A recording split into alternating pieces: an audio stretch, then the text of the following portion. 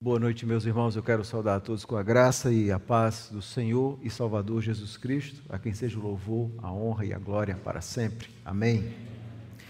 Vamos abrir nossas Bíblias na carta do apóstolo Paulo aos Romanos, no capítulo 12, e vamos ler versículos 1 e 2. Romanos, capítulo 12, e vamos ler o versículo 1 e 2 da palavra bendita de Deus. Romanos 12, 1 e 2, a palavra de Deus nos diz: rogo-vos, pois, irmãos, pelas misericórdias de Deus, que apresenteis o vosso corpo por sacrifício vivo, santo e agradável a Deus, que é o vosso culto racional. E não vos conformeis com este século, mas transformai-vos pela renovação da vossa mente, para que experimenteis qual seja a boa, agradável e perfeita vontade de Deus. Amém. A palavra do Senhor. Mantenha a sua Bíblia aberta para acompanhar a exposição bíblica. Vamos orar, irmãos, rogando a iluminação do Espírito. Bendito Deus, nós, como teu povo, estamos na tua presença, reconhecendo que precisamos de ti, reconhecendo que precisamos da direção do Senhor, da instrumentalidade do teu Espírito, que inspirou esse livro e preservou esse livro ao longo dos séculos, e foi através desse livro que tantos homens foram transformados, impactados, e a nossa esperança é que essa porção da palavra de Deus que acabamos de ler também possa impactar a nossa vida. Fala aos nossos corações, essa é a nossa oração, em nome de Jesus. Amém. Você está satisfeito com a sua vida espiritual? Você está satisfeito com o seu relacionamento com Deus? Talvez a resposta de muitos seja: não, eu não estou satisfeito. Talvez você esteja em um ponto da sua vida onde a frieza espiritual já começa a dominar o seu coração. E muitas vezes nós nos perguntamos: o que aconteceu comigo? O que aconteceu conosco? Famílias que antes serviam ao Senhor, que se dedicavam, que buscavam ao Senhor, aos poucos começam a se afastar dos caminhos do Senhor e viverem completamente destroçadas. De fato, o afastamento de Deus, ele tem terríveis consequências na nossa vida. O esfriamento espiritual, o mundanismo, nós começamos a imitar os padrões do mundo, o pecado que destrói tudo em nossa vida. E nesse texto, o apóstolo Paulo nos ensina exatamente sobre a importância da consagração, de viver perto de Deus. Talvez essa seja a realidade da sua vida, essa é a realidade da sua vida nessa noite. E a causa disso é exatamente a falta de uma vida consagrada a Deus. É isso que Paulo nos ensina aqui. Nesse texto, Paulo faz um apelo baseado na misericórdia de Deus, para que os romanos consagrassem as suas vidas inteiramente a Deus, para que eles pudessem ter todo o seu corpo, toda a sua existência consagrada a Deus. E o objetivo nosso é analisar esse texto nessa noite. Bom, esse texto, no seu contexto maior, está nessa carta que foi escrita pelo apóstolo Paulo à igreja de Roma. Nós não temos absoluta certeza quem fundou essa igreja, a igreja de Roma. Segundo a tradição da igreja, eles colocam Paulo e Pedro como sendo fundadores. Eusébio de Cesareia, em uma obra chamada História Eclesiástica, ele coloca Paulo e Pedro ali em Roma, mas nós não temos certeza dessa informação. Talvez lá em Pentecostes, muitos judeus que foram transformados pelo Evangelho e voltaram para Roma, talvez começaram ali uma obra, uma igreja cristã. O que sabemos pela carta é que essa igreja cristã, com certeza, era formada por judeus e gentios. E Paulo, então, escreve essa carta, mais ou menos na década de 50, talvez entre 56 e 57 da era cristã, com vários propósitos muito claros em mente. Paulo tinha vários propósitos. Primeiro era, possivelmente, explicar a natureza, a essência do Evangelho. É por isso que a carta de Paulo aos Romanos é importante, porque é uma das poucas cartas, juntamente com Efésios, onde ele não trata diretamente de um problema. O apóstolo Paulo aponta aqui, de forma geral e gloriosa, a própria essência do que é o Evangelho, a natureza do Evangelho. E talvez esse seja o grande objetivo de Paulo. Talvez aquela comunidade estivesse enfrentando alguns conflitos, sobretudo entre judeus e gentios, e Paulo então explica o que é o Evangelho, que é nada mais nada menos do que a justiça de Deus revelada em Cristo. Ele mostra como esse Evangelho está baseado nas Escrituras do Antigo Testamento, e o objetivo então é conclamar e ensinar judeus e gentios não apenas a entender o Evangelho, mas também a viver uma vida diferente, vivendo esse Evangelho. Não bastava, obviamente, uma compreensão, é preciso viver o verdadeiro Evangelho. Uma das razões, possivelmente, também que levou Paulo a escrever é que ele estava planejando uma viagem missionária à Espanha. E ele diz isso nessa carta. E ele então busca também alguma ajuda, algum suporte da igreja de Roma para essa viagem na Espanha. Agora vamos analisar o capítulo 12 à luz da estrutura de Romanos. Bom, a estrutura de Romanos, o tema geral é muito simples. Paulo fala nessa carta e ensina sobre a justiça de Deus em Cristo como único meio de salvação. E ele começa então, no capítulo 1, versículo 1 e 17, sobretudo no versículo 16 e 17, mostrando a essência do Evangelho, que é a justiça de Deus em Cristo. E no capítulo 1 a 18 até 3:20, ele mostra que judeus e gentios, todos os pecadores estão debaixo da ira de Deus. Esse é o grande problema do homem. Esse é o problema de alguém que não conhece o Evangelho. Todos nós estamos debaixo da ira de Deus. E no capítulo 3, 21 a 4, 25, ele mostra que gentios e judeus só têm um único remédio para escapar da ira, da justiça, da condenação, que é Cristo. Ninguém consegue satisfazer um Deus santo e puro e justo. E é por isso que Deus envia Jesus para exatamente obedecer a lei em nosso lugar, pagar o preço do nosso pecado, para que agora a justiça de Deus seja satisfeita. Isso é o coração do Evangelho. Se você nunca ouviu isso, é porque você nunca ouviu o Evangelho. O coração do Evangelho tem a ver com isso.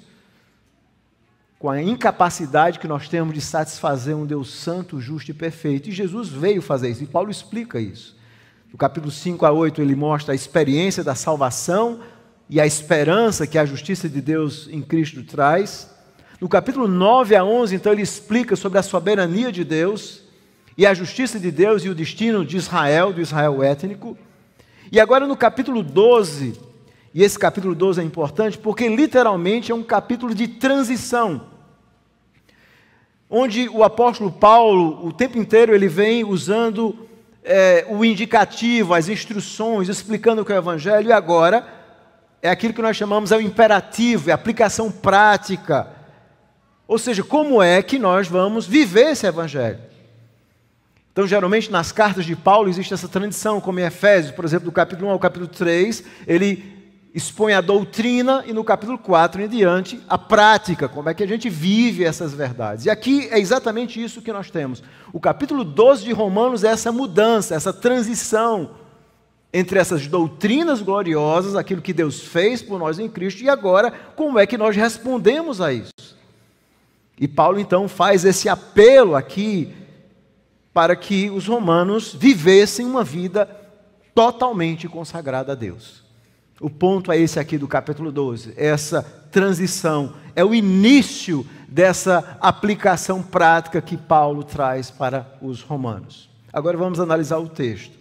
Bom, esse texto é uma carta, obviamente nós estamos lendo, e esse texto na língua grega, ele tem 3 partes bastante claras. Primeiro nós temos o apelo de Paulo: rogo-vos, pois, irmãos, pelas misericórdias de Deus, que apresenteis o vosso corpo por sacrifício vivo, santo e agradável a Deus, que é o vosso culto racional. Ele faz um apelo para que os romanos vivam vidas consagradas. No versículo 2, na parte A, nós temos a maneira, como é que nós vivemos essas vidas consagradas. Ele vai usar 2 imperativos: não, por um lado, não vos conformeis com este século, e por outro lado, mas transformai-vos pela renovação da vossa mente. Essa é a maneira de vivermos vidas consagradas. E por último, onde começa essa para quê, é o propósito, ele vai mostrar a recompensa para que experimenteis qual seja a boa, agradável e perfeita vontade de Deus. É a recompensa de vidas consagradas. Ou seja, a lógica, como o apóstolo Paulo geralmente usa, é bastante clara. Então, qual é a tese, qual é o argumento central aqui do capítulo 12, versículo 1 a 3? Isso será o tema do sermão: total consagração. Total consagração. Primeiro, o apelo para vidas consagradas, 12, 1. Segundo, a maneira correta para vidas consagradas, 12, 2, essa parte A. E, por último, a recompensa de vidas consagradas, que começa no versículo 2, na parte B, para que experimenteis. 3 ideias bastante lógicas. Agora vamos analisar verso por verso. Veja essa primeira palavra que tem na sua Bíblia: rogo-vos, pois, irmãos. Esse verbo que Paulo usa aqui, rogar, eu até expliquei hoje, Paulo usa também na carta que ele escreve aos Colossenses, é o verbo grego parakaleo, que tinha uma ampla significação, uma ampla gama de significados, e podia, por exemplo, significar estender um convite a alguém, agir de maneira amigável, confortar, divertir, exortar, implorar, encorajar. Talvez o sentido provável aqui seria a ideia de exortar. Eu exorto a vocês, meus irmãos. Ou uma outra versão: eu imploro a vocês, meus irmãos. O fato é que Paulo usa esse verbo para rogar diante de tudo aquilo que ele havia falado. Se você olhar o final do capítulo 11, ele mostra a grandeza de Deus. Deus é grande, ó profundidade da riqueza. Quão insondáveis são os caminhos de Deus. Veja o que Deus fez por vocês em Cristo. Vejam essa obra gloriosa da salvação. Veja o que Deus fez para salvar vocês. E agora eu rogo, eu exorto vocês. Então aqui nós temos esse forte apelo. E qual a base que ele vai usar? Rogo-vos, pois, essa frase, pelas misericórdias de Deus, é o que nós podemos chamar de um parêntese motivo, porque se você ler, você vai observar que a frase vai continuar. Se você tirar literalmente, rogo-vos, pois, irmãos, que apresenteis o vosso corpo por sacrifício vivo. E aí conclui. Então, literalmente, esse parêntese de motivo, Paulo está apelando e lembrando a eles da misericórdia de Deus. Ele havia falado da misericórdia de Deus o tempo todo. O que é misericórdia? A palavra aqui, talvez uma tradução mais literal do texto grego, seria a compaixão de Deus. Deus olhou a nossa miséria, o nosso estado de pecado, e Ele então coloca o seu coração na nossa miséria. A própria palavra em língua portuguesa tem esse significado, né? Mis, de miséria, córdia, coração. Essa compaixão, essa misericórdia de Deus, Ele viu o estado do pecado do homem, Ele então envia o seu Filho Jesus para satisfazer a justiça desse Deus perfeito e santo, que nós somos incapazes de agradar. E Paulo diz: então eu apelo, eu rogo, eu exorto vocês, pelas misericórdias de Deus. E o que é que Paulo exorta? Que apresenteis o vosso corpo por sacrifício vivo, santo e agradável a Deus, que é o vosso culto racional. E aqui Paulo, obviamente, quem conhece as Escrituras sabe que Paulo está usando uma metáfora do Antigo Testamento. Em todo o Antigo Testamento, a forma de culto era baseada em sacrifícios. Deus havia prescrito o culto, então a forma de adoração era através do sacrifício de animais. Até que Jesus vem e Jesus então oferece esse sacrifício perfeito. Nós não precisamos agora fazer mais sacrifícios de animais, matar animais. E todo aquele sacrifício, ele tinha uma ideia muito clara. Por um lado, há um Deus santo, de outro, há o homem pecador.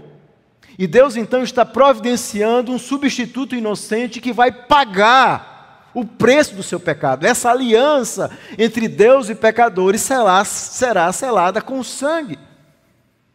A ideia de sangue era fundamental. Por um lado, representava vida, alguém está pagando o seu pecado. Mas, por outro lado, implicava a ideia de morte, de juízo. O pecado precisa ser pago por alguém.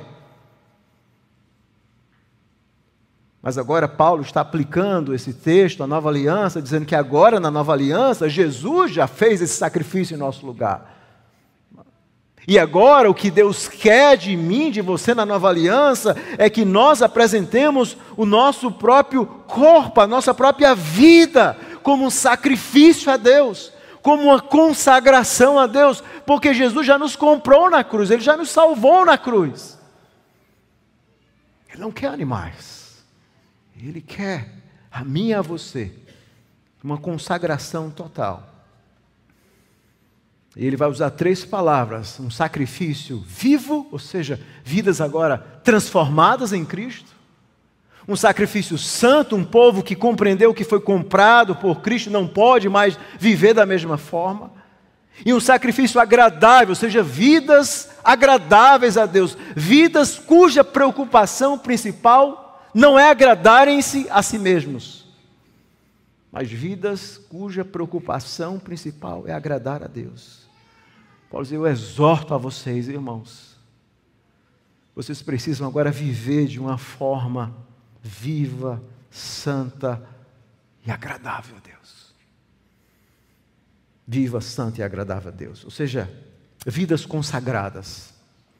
E é por isso que várias vezes em 1 Pedro 2,5, Hebreus 13,5, várias vezes os autores do Novo Testamento vão usar essa linguagem do sacrifício, se referindo às nossas vidas, o sacrifício do louvor. O sacrifício já foi feito por Deus. O que Deus requer de nós não é sacrifício, é consagração. É vidas que respondam a esse Deus que fez tanto por nós. Vidas consagradas, usando corpo e mente para servir a Deus. E Paulo então vai explicar o que é, de forma clara, esse sacrifício vivo, santo e agradável a Deus. A última frase do versículo 1, e aqui ele vai usar uma frase apositiva que qualifica toda a exortação daquilo que ele acabou de falar, que ele diz assim: que é o vosso culto racional. Ou seja, viver uma vida de sacrifício vivo, santo e agradável a Deus, o que é isso? É o culto racional. E o que é que significa essa frase de Paulo, culto racional? Nós temos que entender isso. Há muitas ideias equivocadas, e a própria interpretação dessa pequena frase não é fácil. Primeiro porque essa palavra que Paulo usa aqui para racional, ela aparece apenas 2 vezes no Novo Testamento. Aqui em Romanos e também lá em 1 Pedro 2,2, quando Pedro fala do genuíno leite espiritual, ou seja, do leite racional. Nosso tradutor traduz por espiritual. Ele diz: vocês precisam, como beber desse novo leite. Sua versão com certeza tem espiritual, mas é a mesma palavra. E qual o significado dessa palavra? Bom, na língua grega, essa palavra, logikos, veja, nós conhecemos muito bem essa palavra, quando nós ouvimos, vem obviamente de lógica, a palavra lógica vem disso. Mas essa palavra ela tem vários significados, e ela é traduzida de várias formas, em várias versões. Algumas vezes como espiritual, racional, apropriado, razoável. O significado básico dessa palavra na língua grega é algo genuíno, no sentido de ser fiel à natureza, verdadeiro. Ou com a ideia de ser pensado, ponderado, racional. Geralmente, eu fiz até uma pesquisa rápida, não aparece essa palavra na tradução da Septuaginta, que era uma tradução do Antigo Testamento para o grego, que ocorreu mais ou menos 300 anos antes de Cristo, mas Filo, eu fiz uma pesquisa rápida hoje à tarde, ele usa 11 vezes, é o único lugar onde aparece, obviamente afora outras obras gregas, e geralmente Filo usa muito essa ideia de razão, de intelecto, de mente. Obviamente Paulo necessariamente não está seguindo essa ideia. Mas o que é que se refere essa racionalidade, esse culto racional? E a outra palavra que ele usa é culto racional. A palavra culto é latreia, é a ideia de realizar atos religiosos como parte da adoração a Deus. Então o que é esse culto racional? Paulo diz assim: agora vocês precisam apresentar a vida de vocês como um sacrifício vivo, santo e agradável a Deus, que é o vosso culto racional. Talvez uma tradução que represente bem a ideia aqui é a ideia de uma adoração pensada, ou seja, um culto que é apropriado, que é agradável aos olhos de Deus. É aquele culto que tem um sentido na mente. E essa palavra aparece muitas vezes entre os gregos, entre os estoicos, com essa ideia. Ou seja, contrapondo aquele culto de desordem, aquele culto impensado, aquele culto sem lógica, como ocorre em muitas igrejas. Quanto mais bagunçado, quanto mais sem sentido, as pessoas chamam aquilo de culto. Mas Paulo está pensando nesse culto que é pensado. Ou seja, aqueles que foram justificados adoram a Deus de forma agradável a Deus, oferecendo a sua vida como um sacrifício vivo e santo, agradável a Deus, uma vida consagrada. Ele usa a sua mente como serviço de adoração a Deus. Então aqui quando Paulo fala sobre culto racional, esse culto pensado, de natureza mais profunda, necessariamente ele não está pensando apenas no culto corporativo, mas ele está pensando na nossa própria vida como sendo um culto, um serviço, uma adoração a Deus, uma vida agradável a Deus, uma consagração total, onde você compreende, onde a sua mente está envolvida em servir a Deus, em agradá-lo, tanto no culto, adorando da forma que Ele prescreve, como na sua vida diária. Esse é um princípio que nós, reformados, conhecemos muito bem, soli deu glória, ou seja, é uma frase latina que significa, você vive tudo para a glória de Deus, você trabalha para a glória de Deus, você estuda para a glória de Deus, você planeja para a glória de Deus, você bebe um copo com água para a glória de Deus, você almoça para a glória de Deus, você pratica um esporte para a glória de Deus, ou seja, você tira o foco de você e coloca a glória em Deus.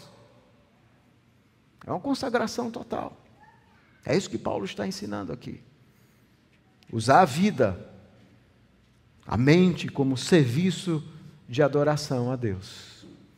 Esse é o apelo de Paulo. Paulo diz assim, olha, eu quero que vocês agora compreendam que Deus quer que vocês usem a mente de vocês de uma forma agradável a Deus, como uma forma de adoração, a própria vida, o próprio corpo de vocês. É isso que Deus quer de vocês, uma consagração absoluta e total. E a maneira de fazer isso? Ele vai explicar no versículo 2. Qual é a maneira correta para vidas consagradas? E aqui nós temos os verbos, embora não estejam no imperativo, mas eles têm essa forma, essa força imperativa. Imperativa é a ideia de força, de ordem. E Paulo vai usar aquilo que nós chamamos o argumento não por um lado e sim para o outro lado. Ele diz assim, e não vos conformeis com este século. Conformar, literalmente, aqui é a ideia de ser moldado. Essa palavra é essa ideia de um molde. Geralmente era usada para cunhar moedas.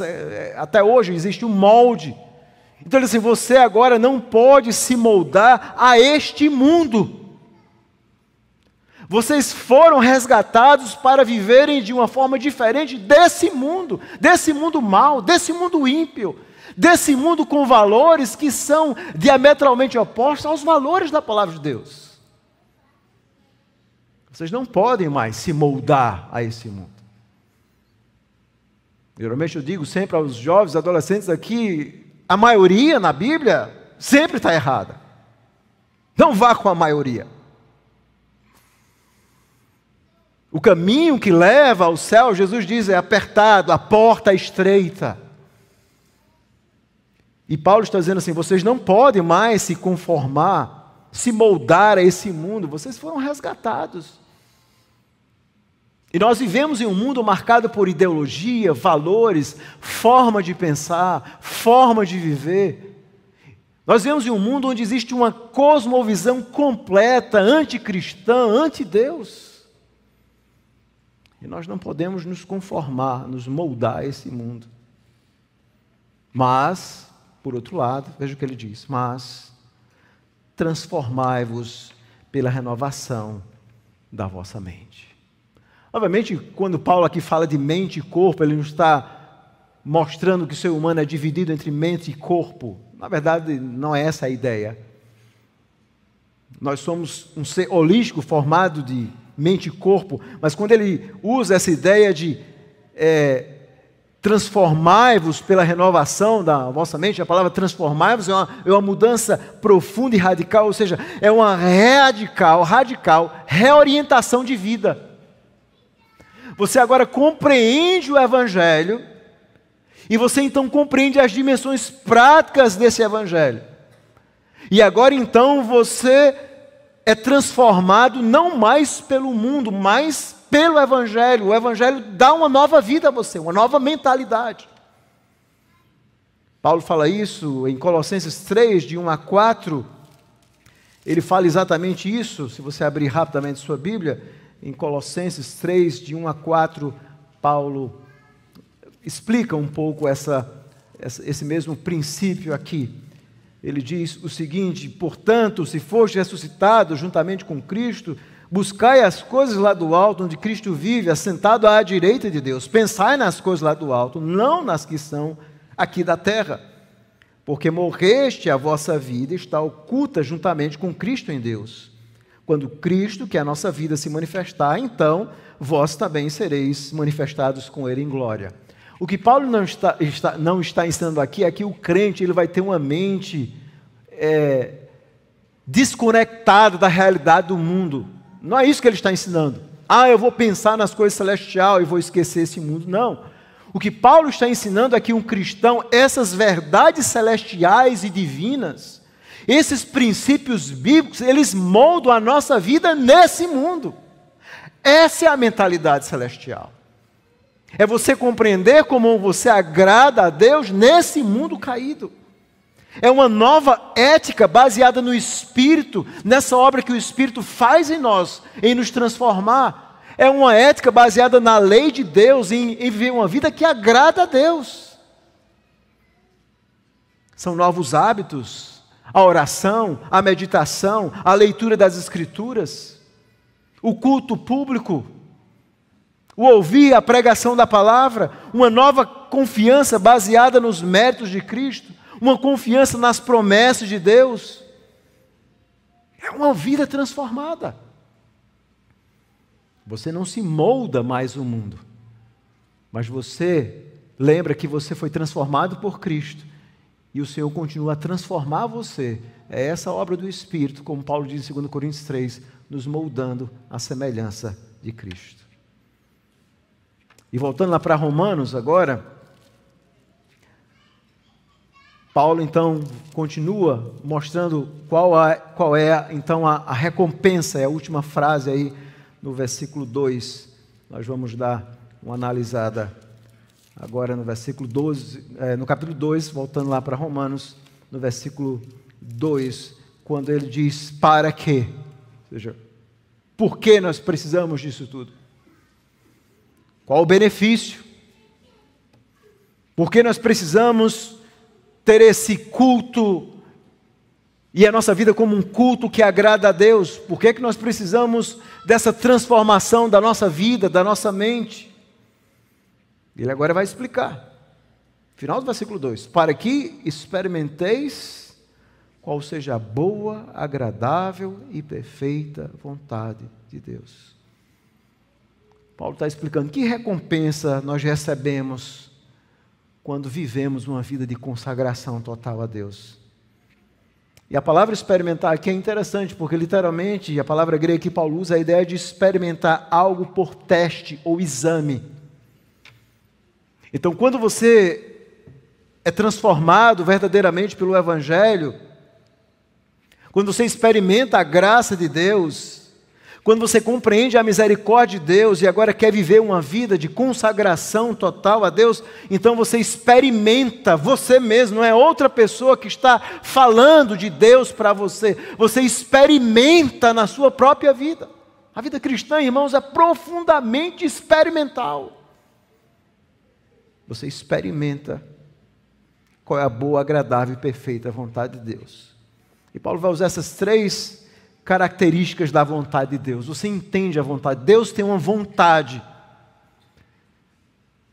Nós não servimos a um Deus onde nós fazemos o que nós queremos. Nós não cultuamos como nós queremos. Nós não nos portamos no culto como nós queremos. Nós não fazemos nada como nós queremos. E a vida de consagração requer compreender essa vontade de Deus para a nossa vida, para a nossa família, para o nosso trabalho.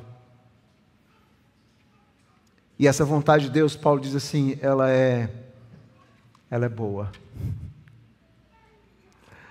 A vontade de Deus sempre é melhor do que a nossa vontade, ela é boa. E todas as vezes que a gente não faz aquilo que Deus quer, a gente sabe, isso é ruim. E o ser humano tem muito disso, não é? Nós estamos vivendo nesse mundo sensorial, eu senti, eu penso, eu tive. E as pessoas então começam a seguir a sua vida baseada no eu. Nós estamos vivendo a geração do self, onde as pessoas constroem as suas experiências baseado no eu. Mas a Bíblia diz, o propósito não é encontrado no eu. O propósito do homem é encontrado em Deus, em servir esse Deus e em compreender que a sua vontade é boa. Outra palavra que Paulo diz, ela é agradável.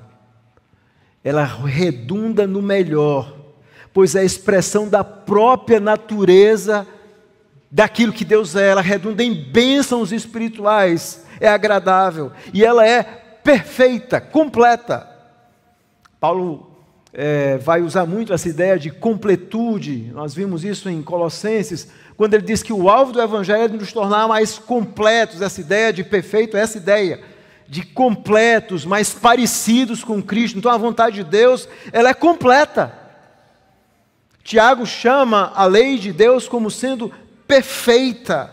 Nós adquirimos completude. O que é ser uma pessoa mais completa? É quando nós parecemos mais com Cristo, quando nós parecemos com Deus. Então, se a vida cristã não tiver esse alvo, parecer com Cristo e com Deus, é porque nós nem entendemos o que é o Evangelho. É isso que Jesus ensina lá no Sermão do Monte. Sede perfeito. Qual o restante do versículo? Como perfeito é o vosso Pai celeste. Qualquer vida e ética cristã que não tenha essa motivação de uma consagração total, ela está equivocada. Paulo está dizendo, vocês precisam experimentar uma vida consagrada, uma consagração onde o seu corpo, a sua mente está completamente subjugada pela vontade de Deus. É assim que alguém responde ao Evangelho, é alguém que um crente verdadeiro vive. E foi isso exatamente que aconteceu com Charles Spurgeon. Ele mesmo conta, Spurgeon, famoso pregador batista reformado, ele foi salvo. Ele conheceu o Evangelho no dia 6 de janeiro de 1850. E em 1 de fevereiro, pouco tempo depois, ele escreveu o seguinte, ele escreveu uma oração de consagração. Ele diz o seguinte, abre aspas, ó grande e insondável Deus, que conheces o meu coração e provas todos os meus caminhos, com humilde dependência do apoio do teu Santo Espírito, entrego-me a ti. Como teu próprio sacrifício razoável, devolvo a ti o que é teu. Eu quero ser para sempre, sem reservas, perpetuamente teu. Enquanto estiver na terra, eu te servirei, e que eu possa desfrutar de ti e te louvar para sempre. Amém. Que oração maravilhosa. A oração de alguém, Senhor, a minha vida é tua, a minha vontade é tua, é te servir. Há um outro autor chamado Andrew Murray, ele também tem uma oração muito bonita, quando ele diz assim, que nenhum momento da minha vida seja fora da tua luz, do amor e da alegria da presença de Deus, e nenhum momento sem entrega total do meu ser, para ser um vaso para Ele, encher com seu Espírito e seu amor. É uma entrega total. Ser um cristão verdadeiro é isso, essa entrega total. Consagração total. Deus nos quer completos. Não é isso que Jesus ensina? Amarás o Senhor teu Deus, como é que Ele diz? De todo o teu coração, de toda a tua alma, de todo o teu entendimento. Deus quer você completo, Deus quer as suas emoções, Deus quer o seu coração, Deus quer a sua vida inteiramente consagrada a Ele, meu irmão. É consagração total. E a resposta cristã, e aqui as aplicações são muito claras desse texto para a nossa vida. A resposta cristã à graça de Deus é essa, é consagração total. E a graça de Deus, ela não produz essa imediata obediência. Quando nós somos salvos, nós somos separados e nós estamos e entramos naquilo que em teologia nós chamamos uma santificação posicional. Você já foi santificado, separado, você é um crente, mas você precisa dessa santificação progressiva, dessa consagração, desse crescimento, viver uma vida mais perto de Deus. Uma vida de oração, de leitura, de meditação da palavra. E todos os que experimentam e compreendem verdadeiramente essa obra de salvação, eles dedicam suas vidas a Deus. Então, o que é consagrar-se a Deus? É o ato de se dedicar inteiramente a Deus e aos seus propósitos. É de confiar inteiramente em suas promessas. É de envolver-se e separar-se para o uso santo dele. É viver em alinhamento à vontade de Deus. Isso é uma consagração total. É um compromisso com a santidade. É uma dedicação à vontade e propósito de Deus. É um desejo de servir a Deus. É dizer, Senhor, o Senhor precisa ser o Senhor da minha vida. O Senhor quer sempre o nosso coração. Consagração total é quando você se rende completamente a Cristo. É quando você compreende que Deus quer tudo de você, o seu coração. Deus requer todo o nosso coração, nada mais, nada menos.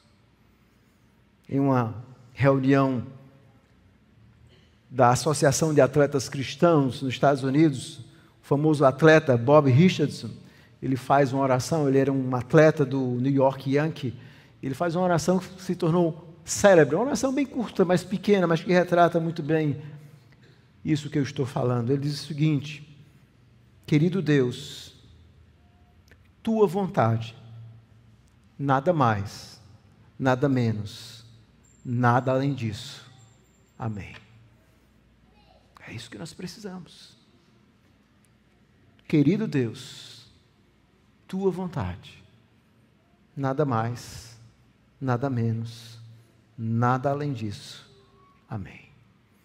A vida cristã consiste em compreender a vontade de Deus e vivê-la como sendo o nosso sumo bem, a nossa alegria. E é o que Deus vai dizer em 1 João, através de João, no capítulo 5, versículo 3, diz: os meus mandamentos não são penosos. O que Deus quer de nós não é aquela obediência farisaica externa. Deus quer o nosso coração, irmãos. Deus não quer que você esteja apenas na igreja. Ele vê o seu coração, como você adora, como você vem. Era isso que os fariseus não compreendiam. Jesus via o coração, a alma. E é isso que Deus quer. Ele nos quer completos. Que a vontade dele seja a nossa alegria. Como o salmista dizia: o Senhor, a minha alegria é a tua lei. Como eu me alegro nos teus mandamentos. Eles são mais preciosos do que o ouro. Eles são como o favo de mel. Isso é consagração total. E é por isso que nós precisamos nos lembrar que Cristo, o nosso Salvador, Ele mesmo é aquele que se consagrou, que renunciou à sua glória, a segunda pessoa da Trindade, que se fez carne, que viveu de forma santa e consagrada para nos comprar na cruz do Calvário. Nós fomos comprados por um alto preço. E consagração é quando nós compreendemos esse alto preço. E Jesus mesmo foi também esse modelo de uma vida total, consagrada ao Pai, olha a vida do Salvador, olha a vida do seu Senhor Jesus Cristo. Veja como o coração dele pulsava, não com o elogio dos homens, mas agradar o Pai, em agradar o Pai. A minha vontade consiste em fazer a vontade do Pai. Essa vontade que nós pecadores muitas vezes não temos. E que precisamos clamar para que o Espírito mude, quebrante o nosso coração, meus irmãos. Para que possamos nos consagrar de forma plena e agradável a Deus. É por isso que Paulo diz, meus irmãos, eu exorto vocês, eu conclamo vocês, consagrem-se. A vida de vocês ofereçam como um sacrifício vivo a Deus, como um culto a Deus. Não se conformem com esse mundo, mas transformem-se. Experimente a vontade de Deus, que é boa, santa e agradável. E aí vocês então vão responder, compreendendo aquilo que Jesus fez, responder com a vida de vocês. E resumindo, é isso que é a vida cristã. O que é a vida cristã? Deixe-me resumir uma frase simples, para você nunca esquecer. A vida cristã é uma resposta de amor a tudo aquilo que Deus fez por nós. A sua vida é uma resposta de amor. Você diz, meu Deus, ir para um culto, isso é o maior privilégio da minha vida. Abrir a porta da igreja, lavar o chão da igreja, limpar essa cadeira, quem sou eu para fazer isso? Trabalhar, pertencer à igreja de Cristo, participar de alguma coisa na igreja. Você responde na sua vida como sendo uma vida de amor a Cristo. Isso acontece no seu trabalho, nas escolhas difíceis, éticas, morais. Você diz assim, antes importa agradar a Deus do que os homens. Essa vai ser a sua vida. E não vai ser difícil fazer essa escolha. Você não vai entrar em crise. Você não vai titubear. Na hora que você precisar tomar uma decisão, você diz assim, eu vou seguir a vontade de Deus. Eu vou me consagrar inteiramente a esse Deus. Que Deus nos ajude, irmãos, a vivermos de fato assim. Se você está aqui nessa noite e não é um cristão verdadeiro, você talvez se pergunte, como é que eu faço, pastor? Bom, você precisa de Cristo na sua vida. A sua vida é uma consagração a você mesmo, aos seus sonhos, aos seus projetos. Você está construindo toda a sua história, literalmente, na areia. Você nunca vai encontrar o propósito em você mesmo, mas nessa noite você pode encontrar um Deus vivo e verdadeiro, onde você vai poder servi-lo, vai poder ser salvo verdadeiramente por Cristo, para viver uma vida com significado. E a vida com significado é aquela que nós compreendemos que nós não fomos salvos para sermos felizes. Nós fomos salvos, criados, aliás, para sermos felizes. Nós fomos criados para glorificar a Deus. É nisso que está a nossa felicidade. A felicidade é consequência disso. Se nós olhássemos a felicidade humana, João Batista teria sido um homem feliz, não é? Morreu preso, decapitado. Paulo. Tantos homens que sofreram, mas eles compreenderam a essência da vida, glorificar a Deus. E a felicidade, a nossa alegria está nessa glorificação. É por isso que Paulo, preso, diz assim, alegrai-vos no Senhor, outra vez digo, alegrai-vos. É isso que eu estou falando. E se o Senhor mudar a sua vida, você vai compreender. E se você é um crente verdadeiro, meu irmão, se consagre ao Senhor. Se consagre, busque a graça de Deus. Está na hora de dar uma guinada na sua vida. E verdadeiramente servir ao Senhor de uma forma agradável. Vamos orar. Senhor, nós louvamos o Teu nome. E louvamos a Tua palavra que é santa, boa, justa e verdadeira. Tem misericórdia da nossa vida, porque muitas vezes o nosso coração é dominado por frieza, por apatia, por falta de alegria em servir o Senhor, por escolhas erradas que fazemos que não agradam a Ti. mas que essa noite seja um momento de mudanças profundas, que só o Senhor mesmo pode fazer em nosso coração. E a nossa oração é que o Senhor faça isso nessa noite, em nossa vida, Senhor. Que nós possamos, de fato, sermos quebrantados nessa noite, pelo poder do Teu Espírito, para que possamos viver essa vontade agradável de forma total, completa. Tem misericórdia de cada família. Tem misericórdia, Senhor Deus, dessa igreja, de cada pessoa que está aqui, que eu não conheço, mas o Senhor conhece a vida de todos. E a minha oração é que eles possam, de fato, compreender tudo aquilo que a Tua palavra ensinou nessa noite. E que o poder do Espírito faça as mudanças que só o Senhor pode fazer. E nós oramos e pedimos tudo isso em nome de Jesus. Amém.